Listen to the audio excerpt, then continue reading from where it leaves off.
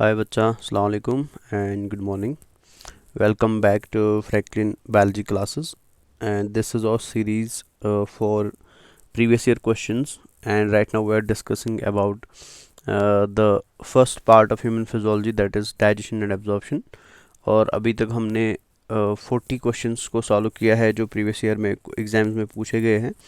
So today we are going to discuss about more 20 questions. तो आगे हम और 20 क्वेश्चन आज सॉल्व करने वाले हैं PYQ सीरीज़ में. ठीक है ना. तो चलिए फर्स्ट क्वेश्चन को देख लेते हैं. फर्स्ट क्वेश्चन क्या पूछा गया है एंड फिर उसको आंसर करने की भी कोशिश करते हैं. तो क्वेश्चन है, which enzymes are likely to act on the baked potatoes eaten by man starting from the mouth and act as it moves down the alimentary canal. तो क्वेश्चन पूछा गया है कि अगर एक पर्सन पोटैटोज खाता है, आलू खाता है, तो वो आलू खाने के बाद उस आलू के ऊपर कौन से एंजाइम्स एक्ट करेंगे, कौन से एंजाइम्स उस आलू को डाइजेस्ट करेंगे. तो क्वेश्चन एकदम इजी है. सबसे पहले आपको समझना है कि आलू क्या है. तो हमें पता है बेटा, आलू जो होता है इसमें स्टार्च पाया जाता है ना. तो आलू के अंदर स्टार्च पाया जाता है. तो दैट मीन्स हमें किसे डाइजेस्ट करना है, एंजाइम की मदद से हमें स्टार्च को डाइजेस्ट करने की कोशिश करनी है. ठीक है. और हम ऑलरेडी इस चीज़ को पढ़ चुके हैं बेटा, अगर आपको अच्छे से याद हो. डाइजेशन ऑफ फूड जब मैंने पढ़ाया था, मैंने बोला था कार्बोहाइड्रेट का डाइजेशन माउथ से शुरू होता है, प्रोटीन का डाइजेशन स्टमक से शुरू होता है एंड फैट्स का डाइजेशन स्मॉल इंटेस्टाइन में होता है. सो यहाँ पे बिकॉज हम कार्बोहाइड्रेट की बात कर रहे हैं, एक पॉलीसेकेराइड की बात कर रहे हैं, सो दैट मीन्स डाइजेशन कहाँ से शुरू होगा, माउथ से शुरू होगा. और हमें ऑलरेडी पता है कि माउथ के अंदर एक एंजाइम पाया जाता है, जिस एंजाइम को हम क्या बोलते हैं, जिसे हम सलाइवरी एमाइलेस बोलते हैं. माउथ के अंदर एक एंजाइम पाया जाता है, that is called as salivary amylase. ठीक है ना. और सलाइवरी एमाइलेस करता क्या था, सलाइवरी एमाइलेस बेटा स्टार्च के ऊपर एक्ट करता था और स्टार्च को कन्वर्ट करता था माल्टोस में एंड आइसोमाल्टोस में. ठीक है. प्लस क्या निकलते थे वहाँ से, लिमिट डेक्सट्रन्स निकलते थे. याद आया. तो ये स्टार्च का डाइजेशन कहाँ पे हुआ, माउथ में हुआ. क्लियर है. तो माउथ के अंदर starch is converted into maltose, isomaltose and limit dextrins. ठीक है. अब जैसे माउथ से ये स्टार्च नीचे जाएगा, ठीक है, तो ये पहुंचेगा ईसोफेगस में. ईसोफेगस में कोई डाइजेशन नहीं होता. फिर ये पहुंचेगा स्टोमक में. स्टोमक में भी कोई डाइजेशन नहीं होता है. तो फाइनली ये कहाँ पहुंचेगा, ये पहुंचेगा स्मॉल इंटेस्टाइन में. एंड हमें पता है बेटा, स्मॉल इंटेस्टाइन के अंदर एक एंजाइम होता है जिसको हम पेनक्रियाटिक एमाइलेस बोलते थे. तो वो क्या करता है, वो रिमेनिंग 70% स्टार्च जो बच गया था वो उसको कन्वर्ट करेगा माल्टोस में प्लस आइसोमाल्टोस में प्लस लिमिट डेक्सट्रन्स में बेटा. ठीक है. सो दैट मीन्स अभी तक हमने दो डाइजेस्टिव एंजाइम्स यूज़ किए, एक माउथ वाला जिसको हम सलाइवरी एमाइलेस बोलते हैं, दूसरा पेनक्रियाटिक जूस वाला जिसको हम पेनक्रियाटिक एमाइलेस बोलते हैं. एंड दोनों ने हमें क्या दिया, दोनों ने हमें माल्टोस दिया, आइसोमाल्टोस दिया एंड लिमिट डेक्सट्रन दिया. अभी हम क्या करेंगे, हम स्मॉल इंटेस्टाइन के जूस को यूज़ करेंगे. और स्मॉल इंटेस्टाइन में क्या पाया जाता था, माल्टेस पाया जाता था बेटा. ठीक है ना. प्लस आइसो माल्टेस पाया जाता था, प्लस डेक्सट्रिनेस पाया जाता था. और ये तीन एंजाइम अब क्या करेंगे, इन डाइसैकेराइड्स को कन्वर्ट करेंगे ग्लूकोज के अंदर. ठीक है. तो देख लेते हैं आंसर में क्या दिया हुआ है. तो पहला आंसर है बेटा, पहले एंजाइम यूज़ होगा पेनक्रियाटिक एमाइलेस. तो ये इधर ही गलत हो गया, बिकॉज पहला एंजाइम यूज़ होने वाला सलाइवरी एमाइलेस, तो इसको इधर ही क्रॉस कर देते हैं. सेकंड लिखा हुआ डाइसैकेराइड लाइक माल्टेस, नहीं, माल्टेस तो लास्ट वाला एंजाइम है बेटा, तो ये भी गलत हो गया. थर्ड दिया है बेटा सलाइवरी, पहले यूज़ होगा सलाइवरी एमाइलेस, उसके बाद यूज़ होगा पेनक्रियाटिक एमाइलेस एंड उसके बाद यूज़ होगा डाइसैकेराइडेस. डाइसैकेराइडेसिस कौन कौन से होते हैं, माल्टेस, आइसोमाल्टेस एंड डेक्सट्रनेस बेटा. ठीक है. तो ये वाला ऑप्शन एकदम करेक्ट है. अब ये तो प्रोटीन डाइजेस्टिंग एंजाइम्स है बेटा, इनका कोई लेना देना यहाँ नहीं है.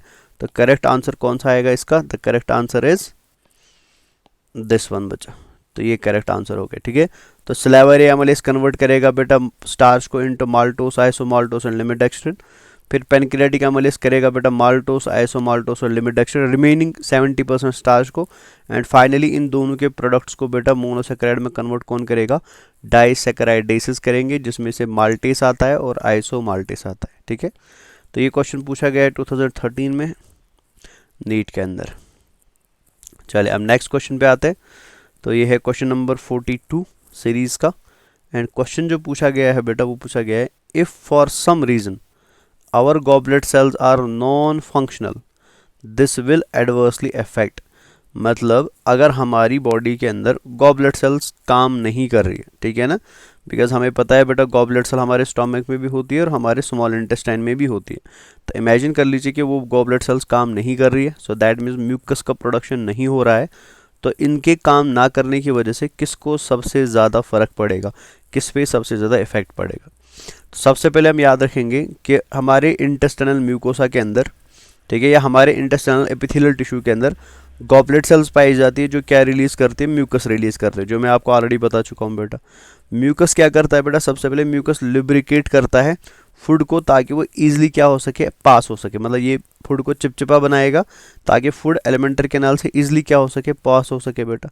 अब अगर हमारी गॉबलेट सेल्स काम नहीं कर रही है, वो नॉन फंक्शनल हो गई, तो सबसे ज़्यादा इफेक्ट जो पड़ेगा ना वो पड़ेगा मूवमेंट ऑफ फूड पे, मतलब हमारा फूड प्रॉपरली आगे मूव नहीं कर पाएगा बेटा, ठीक है।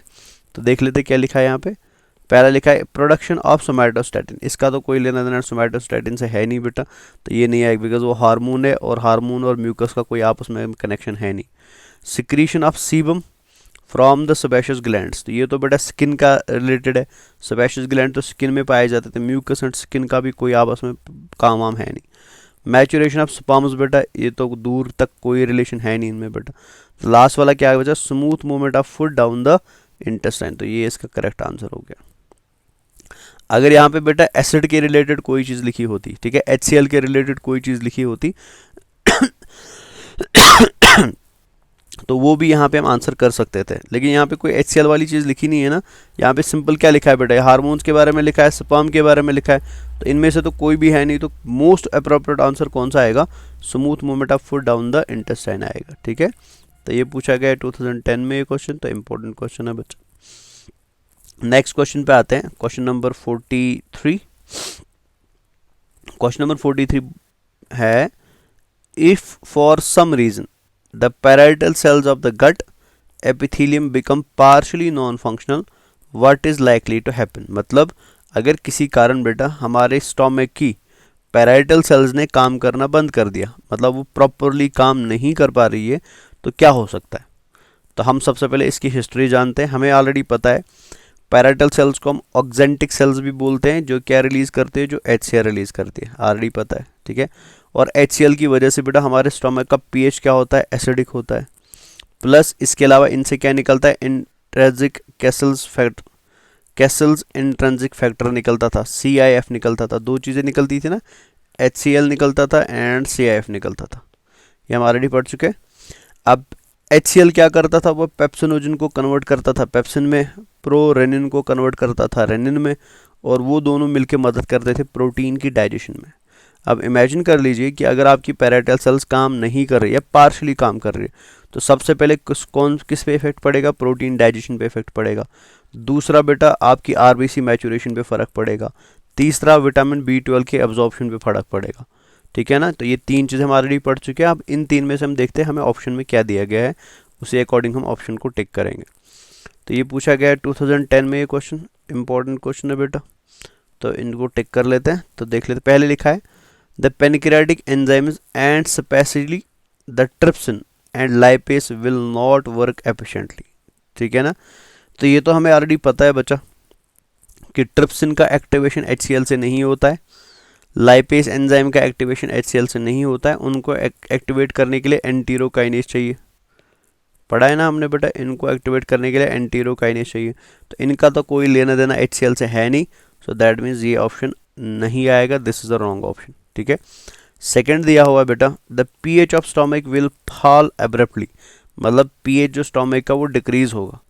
pH का स्टोमक डिक्रीज होता था जब HCl निकलता था, ठीक है। मैंने आपको पहले ही बोला बेटा एक क्लास में, pH जो होता है,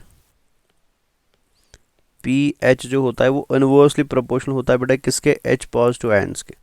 अब अगर हमारा HCl है ही नहीं, मतलब HCl डिक्रीज हो रहा है बेटा, HCl निकल ही नहीं रहा है, तो ऑटोमेटिकली pH क्या हो जाएगा, pH तो इंक्रीज हो जाएगा, समझ आ रहा है ना। बिकॉज यहाँ पे HCl का प्रोडक्शन नहीं हो रहा है, बिकॉज HCl का प्रोडक्शन नहीं हो रहा तो H पॉजिटिव आयंस कम हो जाएंगे। अगर H पॉजिटिव आयन कम हो रहे तो ऑटोमेटिकली pH क्या हो जाएगा, इंक्रीज हो जाएगा। लेकिन यहाँ पे लिखा गया बेटा pH डिक्रीज होगा, pH डिक्रीज नहीं होगा, pH ऑटोमेटिकली इंक्रीज होगा बच्चा। तो ये ऑप्शन भी गलत हो गया, बिकॉज इनको लिखना चाहिए था इंक्रीज होगा पीएच, लेकिन इन्होंने लिखा है बेटा डिक्रीज होगा पीएच, तो डिक्रीज तो नहीं हो सकता बच्चा, ठीक है। नेक्स्ट ऑप्शन लिखा है बेटा स्टेप्सिन विल बी मोर इफेक्टिव, ठीक है ना। अब स्टेप्सिन एंजाइम हम ऑलरेडी पढ़ चुके हैं बेटा, तो इसका तो कोई लेना था HCl से है ही नहीं, ये तो स्मॉल इंटेस्टाइन का एंजाइम है बेटा, ये इंटेस्टाइन में आके काम करता है, ये फैट्स को डाइजेस्ट करता है बेटा स्टोमक के अंदर, तो इसका कोई लेना देना यहाँ पे है नहीं। तो बचा कौन सा लास्ट वाला option, proteins will not be adequately hydrolysed by pepsin into proteoses and peptones, तो ये इसका क्या होगा, सही आंसर होगा, बिकॉज HCl नहीं निकलेगा, पेप्सिनोजिन बेटा पेप्सिन में कन्वर्ट नहीं होगा, पेप्सिन नहीं बनेगा, तो प्रोटीन्स बेटा ब्रेक नहीं होंगे किसमें, प्रोटियोसिस में एंड पेप्टोन्स में। ये क्वेश्चन नंबर 43 था बेटा, ठीक है। आगे बढ़ते हैं, 44 को पढ़ लेते हैं। 44 क्या क्वेश्चन है, which of the following pairs of food components in human reach the stomach totally undigested, 2009 का क्वेश्चन है। तो बताया गया इनमें से कौन से फूड प्रोडक्ट का कॉम्बिनेशन हमारे स्टोमक के अंदर पहुंचता है बेटा जिसका कोई भी डाइजेशन नहीं हुआ होता है। तो पहले लिखा है बेटा स्टार्च एंड फैट, तो हमें ऑलरेडी पता है बेटा स्टार्च माउथ में डाइजेस्ट होता है, तो स्टार्च तो नहीं आएगा, बिकॉज स्टार्च को हमने थोड़ी देर पहले डाइजेस्ट किया था सलाइवरी एमाइलिस से इनटू माल्टोस एंड आइसोमाल्टोस। तो ये लिख रहा है यहाँ पे बेटा टोटली अनडाइजेस्टेड, मतलब उसका बिल्कुल भी डाइजेशन नहीं होता है। स्टार्च का तो होता है, तो इसको इधर ही क्रॉस कर देते हैं। इधर भी स्टार्च लिखा है बेटा, तो ये दोनों तो क्रॉस हो गए, A एंड C तो नहीं आएगा। अब आते हैं B एंड D पे बेटा, तो B एंड D पे भी स्टार्च लिखा हुआ है, तो ऑफकोर्स ये नहीं आएगा, तो बचा कौन सा, दिस वन, बिकॉज फैट का एंड सेलुलोज का डाइजेशन हमारे माउथ में नहीं होता है, तो वो बिना डाइजेस्ट किए हुए बेटा कहाँ पे पहुँच जाते हैं, हमारे स्टमक में पहुँच जाते हैं। अगर आपको इसका आंसर पता भी नहीं होता, तो अगर आपको स्टार्च के बारे में पता है तो तीनों जगह स्टार्च है, तो इसमें स्टार्च नहीं है, तो ये एक सही ऑप्शन होगा। तो दिस वाज क्वेश्चन नंबर 44। अब आते हैं क्वेश्चन नंबर 45 पे। तो ये पूछा गया 2008 में, इंपॉर्टेंट क्वेश्चन है बेटा, डाइजेशन से पूछा गया है। क्वेश्चन क्या है, which of the following is correct matching of the site of action on the given substrate, the enzyme acting upon it and the end product. मतलब नीचे कुछ टेबल फॉर्म में कुछ दिया है, तो हमें पहचानना है बच्चा कि इनमें से कौन सा टेबल सही से रिप्रेजेंट करता है डाइजेशन के लोकेशन को, कि मतलब कहाँ पे डाइजेशन हुआ है और किसकी डाइजेशन हुई है और किस एंजाइम की वजह से हुई, ठीक है ना। सिंपल क्वेश्चन है, आपको पहचानना है बेटे कि ये डाइजेशन कहाँ पे हो रहा है, लोकेशन कौन सी है, सबस्ट्रेट कौन सा है और एंजाइम कौन सा है बच्चा, ठीक है ना। तो एंड प्रोडक्ट तो फिर ऑलरेडी आपको पता चली जाएगा। तो देख लेते हैं। स्मॉल इंटेस्टाइन लिखा हुआ बेटा, ठीक है ना, और आगे लिखा है प्रोटीन। तो ऑफकोर्स स्मॉल इंटेस्टाइन में प्रोटीन का डाइजेशन तो होता ही होता है, ये तो हमें पता है, लेकिन आगे लिखा है बेटा कि स्मॉल इंटेस्टाइन के अंदर प्रोटीन पे काम करता है पेप्सिन, ये तो गलत है, बिकॉज हमें पता है बेटा पेप्सिन कहाँ पे काम करता है, वो तो स्टोमक में काम करता है, लेकिन इन्होंने यहाँ पे लिखा है बेटा स्मॉल इंटेस्टाइन में काम करता है। So this is a wrong option बेटा, इसको यहाँ पे कैंसिल कर देते हैं, ठीक है। आगे बढ़ते हैं। नेक्स्ट लिखा है स्टोमक, आगे लिखे हैं फैट्स, और फिर लिखा है माइसील बेटा। ये भी हमें पता है बेटा फैट का डाइजेशन कहाँ पे होता है, स्मॉल इंटेस्टाइन में होता है। माइसील का फॉर्मेशन कहाँ होता है, स्मॉल इंटेस्टाइन में होता है, बिकॉज माइसील तब तक नहीं बन सकता है जब तक इमल्सिफिकेशन नहीं होगा, और इमल्सिफिकेशन का काम कहाँ पे होता है बेटा, वो होता है स्मॉल इंटेस्टाइन में। लेकिन इन्होंने लिखा है बेटा ये स्टोमक में होता है, लेकिन स्टोमक में तो होता नहीं है। So this is a wrong option बेटा, ठीक है ना। नेक्स्ट लिखते हैं ड्यूडेनम, एंड ड्यूडेनम के आगे लिखा है बेटा ट्राइग्लिसराइड्स, फिर आगे लिखा है ट्रिप्सिन, और फिर आगे लिखा है मोनोग्लिसराइड। ये एकदम सही है बेटा, ठीक है ना। ड्यूडेनम में ट्राइग्लिसराइड कन्वर्ट किस में होता है, मोनोग्लिसराइड में, लेकिन एंजाइम ट्रिप्सिन नहीं होता है। एंजाइम कौन होता है बेटा, एंजाइम लाइपेस होता है, लेकिन उन्होंने तो एंजाइम रॉन्ग लिख दिया बेटा, बिकॉज यहाँ पे ट्रिप्सिन नहीं होना चाहिए था, यहाँ पे लाइपेस होना चाहिए था, तो ये तो रॉन्ग एंजाइम है ना। सो ये ऑप्शन भी क्या हो गया, रॉन्ग हो गया। बचा कौन सा बेटा, लास्ट ऑप्शन, तो ऑफकोर्स यही सही होगा। स्मॉल इंटेस्टाइन में अंदर स्टार्च को हम बेटा अल्फा सलाइवरी एमाइलेज से कन्वर्ट किस में करते हैं, डाइसैकेराइड माल्टोस एंड आइसोमाल्टोस में कन्वर्ट करते हैं। So this is the correct option बेटा, तो ये करेक्ट ऑप्शन है। समझ आया, तो अच्छा क्वेश्चन था ये, तो इम्पोर्टेंट भी है, याद रखेंगे। नेक्स्ट क्वेश्चन जो हमारा है 46, what will happen if the secretion of parietal cells अब gastric gland is blocked with an inhibitor, मतलब क्या होगा बेटा अगर आपने पैराइटल सेल्स को इनहिबिट करा दिया और अब इनहिबिशन के बाद उनसे कोई भी HCl रिलीज नहीं हो पा रहा है, तो इसकी वजह से क्या हो सकता है। ये तो हमने थोड़ी देर पहले डिस्कस किया था ये क्वेश्चन, तो ये 2008 में पूछा गया है। तो ऑप्शन देख लेते क्या है बेटा। In absence of HCl secretion inactive pepsinogen is not converted into active pepsin. Enterokinase will not be released from the duodenal mucosa and so trypsinogen is not converted to trypsin. Gastric juice will be deficient in chymopsin. Gastric juice will be deficient in pepsinogen. तो इन सही 4 option में से बेटा proper correct option जो है that is the first one, ये सही option है, ठीक है ना। बिकॉज HCl का कोई लेना देना एंटीरोकाइनेस से नहीं है, HCl का कोई लेना देना बेटा गैस्ट्रिक जूस के काइमोप्सिन से नहीं है, बिकॉज काइमोप्सिन यहाँ निकलता ही नहीं है। एंड गैस्ट्रिक जूस के अंदर बेटा डेफिशिएंसी है पेप्सिनोजन, बिकॉज पेप्सिनोजन एक एंजाइम है, वो निकलता है बेटा अलग सेल से। तो अगर HCl डेफिशिएंट हो गया तो उसका कोई भी इफेक्ट पेप्सिनोजन पे नहीं पड़ेगा। तो सही ऑप्शन कौन सा है बेटा, ऑप्शन नंबर ए है। नेक्स्ट पे आते हैं क्वेश्चन नंबर 47 पे।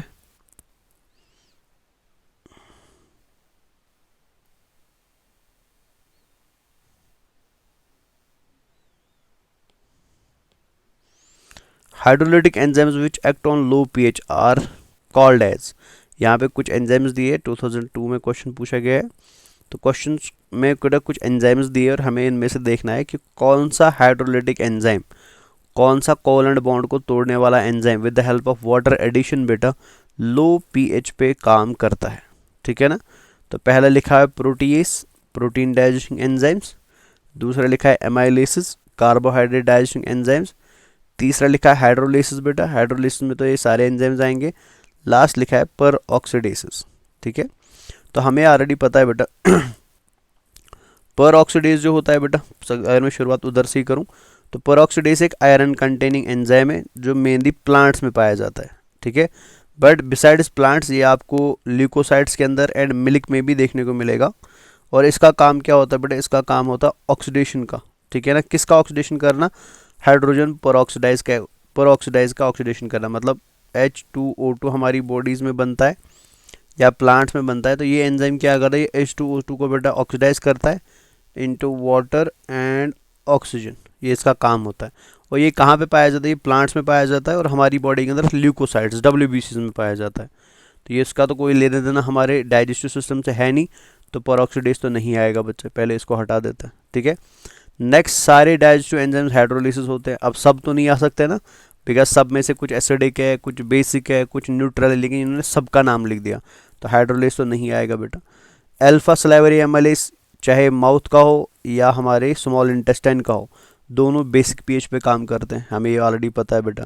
माउथ का भी pH बेसिक होता है, स्मॉल इंटेस्टाइन का भी pH बेसिक होता है, लेकिन हमारे बॉडी के अंदर पेप्सिन एंड रेनिन जो है बेटा वो प्रोटीन डाइजेस्टिंग एंजाइम्स है। तो ये दोनों प्रोटीन डाइजेस्टिंग एंजाइम्स कहाँ पे काम करते हैं, they work on acidic pH। तो सही ऑप्शन कौन सा आएगा बेटा, ऑप्शन नंबर ए आएगा। नेक्स्ट आते हैं 2000 में ये क्वेश्चन पूछा गया है, in mammals milk is digested by the action of, ये तो सीधा आंसर बता दूंगा मैं, इसमें कुछ सोचना नहीं है बेटा। तो किससे डाइजेस्ट होता है, वो रेनिन से डाइजेस्ट होता है बेटा, ठीक है ना। क्वेश्चन नंबर 49 देख लेते हैं, ये पूछा गया अगेन 2000 में। अच्छा क्वेश्चन है बेटा, a person who is eating boiled potatoes his food contains the component. अगर एक पर्सन बेटा बॉयल्ड पोटैटोज खाता है तो उसके फूड में क्या कंपोनेंट्स पाए जाएंगे। हमें ऑलरेडी पता है बेटा बॉयल्ड पोटैटोज जो होते हैं उनमें पाया जाता है स्टार्च, ठीक है, जैसे हमने थोड़ी देर पहले देखा था। Cellulose which is digested by cellulase. Boiled potatoes के अंदर बेटा लैक्टोज नहीं होता है, पहले तो ये याद रखें बिकॉज मेरे को लैक्टोज भी दिखाई दे रहा है। बॉयल्ड पोटैटोज के अंदर लैक्टोज नहीं होता है। सेल्यूलोज जो होता है बेटा जो पाया जाता है वो हमारी बॉडी के अंदर डाइजेस्ट नहीं होता है सेल्यूलोज एंजाइम की वजह से। तो मतलब हमारे बॉयल्ड पोटैटो में सेल्यूलोज तो है, बट हमारी बॉडी के अंदर सेल्यूलेज डाइजेस्टिंग एंजाइम नहीं है, तो हम सेल्यूलोज को तो डाइजेस्ट नहीं कर पाएंगे। तो इसने लिखा है बेटा cellulose which is digested bye cellulase. Of course हमारी पोटैटो के अंदर सेल्यूलोज है, बट हमारी बॉडी में सेल्यूलेज एंजाइम नहीं है, तो दैट मीन्स ये ऑप्शन रॉन्ग होगा बेटा, ये ऑप्शन नहीं आएगा, ठीक है ना।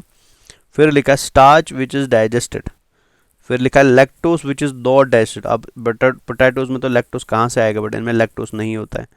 DNA which can be digested by pancreatic DNA इस बेटा, अब लिखा है डीएनए जो पाया जाता है पोटैटो के अंदर, जिसको कौन डाइजेस्ट करता है, डीएनए डाइजेस्ट करता है। डीएनए को हम तोड़ते हैं बेटा प्यूरिन्स एंड पैरामिडीन्स में, एंड शुगर में बाय पेनक्रियाटिक न्यूक्लियस, ठीक है ना, सच एज डीएनए बेटा।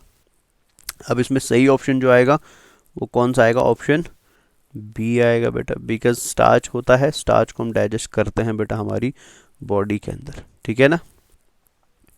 नेक्स्ट क्वेश्चन है question number 50। Question number 50, if pancreas is removed the compound which remains undigested. अगर किसी पर्सन की बॉडी से हम पेनक्रियाज को रिमूव करेंगे तो पेनक्रियाज को रिमूव करने से कौन से फूड के कंपोनेंट का डाइजेशन नहीं होगा। हमें पता है बेटा पेनक्रियाज रिलीज करता है पेनक्रियाटिक जूस, जो लगभग सारे फूड पे डाइजेस्ट करता एक्ट करता है, कार्बोहाइड्रेट पे भी, फैट पे भी एंड प्रोटीन पे भी। अगर पेनक्रियाटिक जूस में पेनक्रियाटिक एमाइलेज नहीं निकलेगा तो कार्बोहाइड्रेट का डाइजेशन नहीं होगा। अगर पेनक्रियाटिक जूस में ट्रिप्सिनोजन, काइमोट्रिप्सिनोजन एंड प्रोकार्बोक्सीपेप्टिडेज नहीं निकलेगा तो प्रोटीन का डाइजेशन नहीं होगा। अगर पेनक्रियाटिक जूस में बेटा पेनक्रियाटिक लाइपेस नहीं निकलेगा तो फैट्स का डाइजेशन नहीं होगा, और अगर न्यूक्लियस नहीं निकलेगा तो न्यूक्लिक एसिड का डाइजेशन नहीं होगा। सो दैट मीन्स कि अगर पेनक्रियाज रिमूव किया जाए तो सारे फूड का डाइजेशन इफेक्ट होगा, प्रोटीन डाइजेस्ट नहीं होगा, कार्बोहाइड्रेट डाइजेस्ट नहीं होगा, फैट डाइजेस्ट नहीं होगा, बिकॉज प्रोटीन के लिए बेटा प्रोटीन डाइजेशन एंजाइम्स नहीं होंगे जैसे ट्रिप्सिनोजन, काइमोट्रिप्सिनोजन एंड प्रोकार्बोक्सीपेप्टिडेज। कार्बोहाइड्रेट के लिए बेटा पेनक्रियाटिक एमाइलेज नहीं होगा, फैट्स के लिए पेनक्रियाटिक लाइपेस नहीं होगा, तो ऑटोमेटिकली सबका डाइजेशन इफेक्ट होगा, तो इसका डी ऑप्शन आएगा। नेक्स्ट पे आते हैं, what is common among amylase, rennin and trypsin बेटा। तो इनमें से कौन सी चीज़ कॉमन है इन तीन एंजाइम्स को लेके बेटा।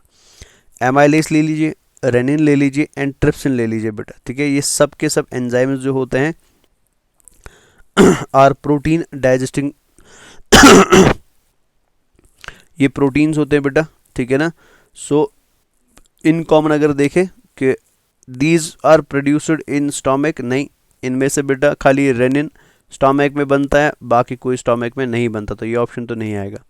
They act at pH lower than the 7, नहीं बेटा, बिकॉज रेनिन काम करता है 2.0 पे, एसिडिक पीएच पे काम करता है, लेकिन उसी टाइम पे एमाइलेज 6.8 या 7 के आसपास के पीएच पे काम करता है, मतलब एबो पीएच पे काम करता है बेटा, ठीक है।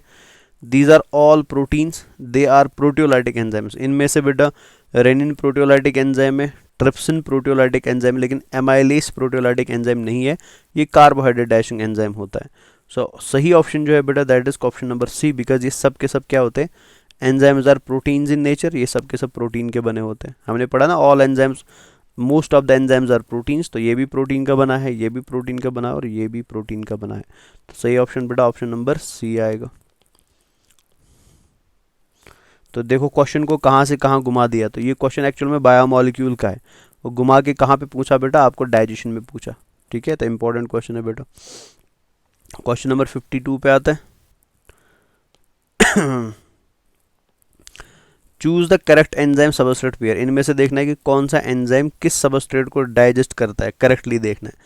कार्बोहाइड्रेट लाइपेज से डाइजेस्ट होता है, नहीं, लाइपेज तो फैट डाइजेस्टिंग एंजाइम बेटा। माल्टेस लैक्टोस, नहीं बेटा, लैक्टोस को तो लैक्टेस डाइजेस्ट करता है, माल्टेस नहीं करता। कैसीन को रेनिन डाइजेस्ट करता है, तो यही वाला सही ऑप्शन हो गया, बिकॉज मिल्क प्रोटीन कैसीन के ऊपर कौन काम करता है, रेनिन काम करता है। चलिए क्वेश्चन नंबर 53 पे आते हैं। क्वेश्चन पूछा गया 1994 में, एंड क्वेश्चन है which of the following is the function of antiprogesterone बेटा। हार्मोन के बारे में पूछा गया है कि इनमें से कौन सा फंक्शन हार्मोन एंटीरोगेस्ट्रोन का है। हम ऑलरेडी इसको पढ़ चुके हैं बेटा। एंटीरोगेस्ट्रोन कहाँ से निकलता है, ड्यूडेनम से निकलता है।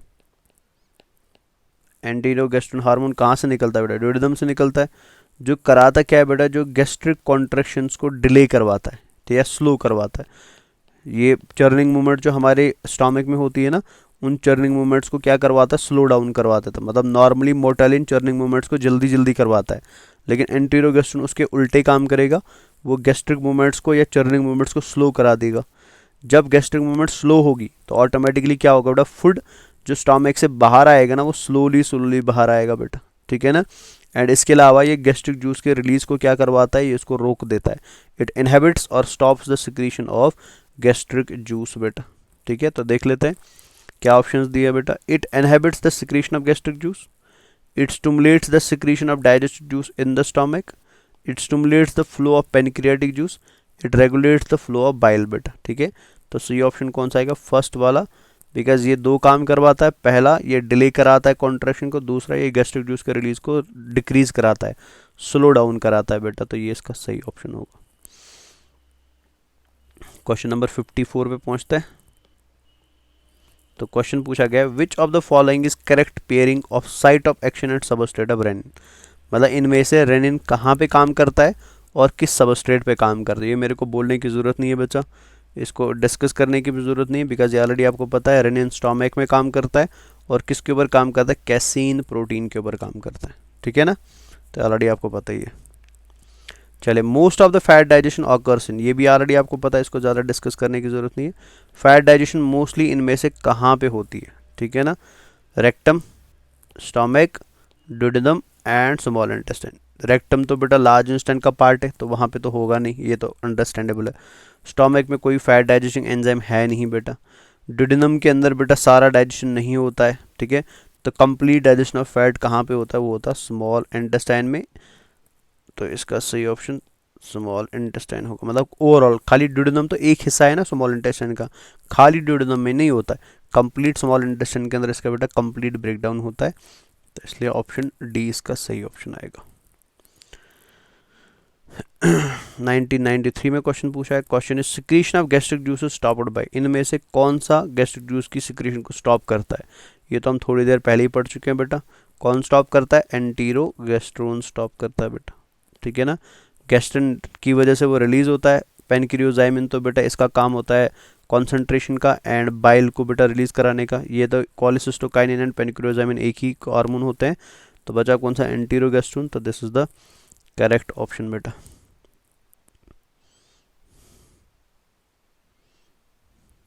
Question number 57, where is protein digestion accomplished, protein digestion कहाँ पे कंप्लीट होती है बेटा। ये भी ऑलरेडी आपको पता है, बताने की ज़रूरत नहीं है बच्चा, ठीक है ना।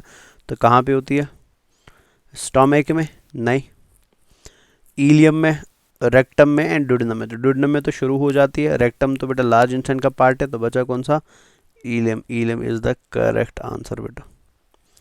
58 पे आते हैं। क्वेश्चन 1990s में पूछा गया है। इन मैन जाइमोजन और chief cells are mainly found in, zymogen और चीफ सेल कहाँ पे पाई जाती है बेटा, ठीक है ना। तो ये तो ऑलरेडी आपको पता ही है, तो बताने की ज़रूरत ज़्यादा है नहीं। तो ऑप्शंस फिर भी देख लेता हूँ मैं एक बार। तो जाइमोजन और chief cells are present in the cardiac part of stomach, in the pyloric part of stomach, in the duodenum और इन द फंडिक पार्ट। तो याद रखेंगे बेटा, जाइमोजन और चीफ सेल्स मोस्टली कहाँ होती है, they are present in the fundic part of stomach बेटा। ये इंपॉर्टेंट क्वेश्चन है, याद रखेंगे। शायद मैंने क्लास में ये बताया नहीं है, बट इंपॉर्टेंट याद रखेंगे। जाइमोजन सेल्स और चीफ सेल्स मोस्टली स्टोमक के फंडिक रीजन में पाई जाती है बेटा। 59 पे आते हैं। 1990 में पूछा गया है, emulsification of fat is carried out by, emulsification of fat में कौन मदद करता है। तो ये तो ऑलरेडी आपको पता है बच्चा, बाइल पिगमेंट्स नहीं करते, HCl नहीं करता, पेनक्रेटिक जूस नहीं करता, कौन करते हैं, बाइल सॉल्ट्स करते हैं बेटा, इंपॉर्टेंट है। तो आज का लास्ट क्वेश्चन 1989 में पूछा गया, that is release of pancreatic juice stimulated by. ये तो मैं थोड़ी देर पहले ही बता रहा था आपको बेटा। तो पेनक्रेटिक जूस के रिलीज को कौन स्टिमुलेट करता है, ठीक है। तो पहला ऑप्शन दिया हुआ बेटा एंटीरोकाइनेस, एंटीरोकाइनेस तो नहीं आएगा, इसका काम एक्टिवेशन ऑफ ट्रिप्सिनोजन होता है बेटा। ट्रिप्सिनोजन भी नहीं आएगा, बिकॉज ये तो प्रोटीन डाइजेस्टिंग एंजाइम है। कोलेसिस्टोकाइनिन एंड सिक्रेटिन, तो ये दोनों इंपॉर्टेंट है, तो इसमें दोनों आएंगे बेटा।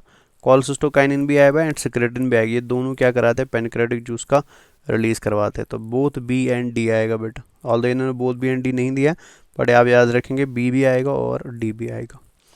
So this is all about the 20 question जो हमने आज डिस्कस करे। तो अभी तक हमने बेटा 60 क्वेश्चन डिस्कस करे हैं ओनली डाइजेशन एंड एब्जॉर्प्शन पे। तो नेक्स्ट क्लास में इंशाल्लाह फर्दर 20 क्वेश्चंस को डिस्कस करेंगे, ठीक है।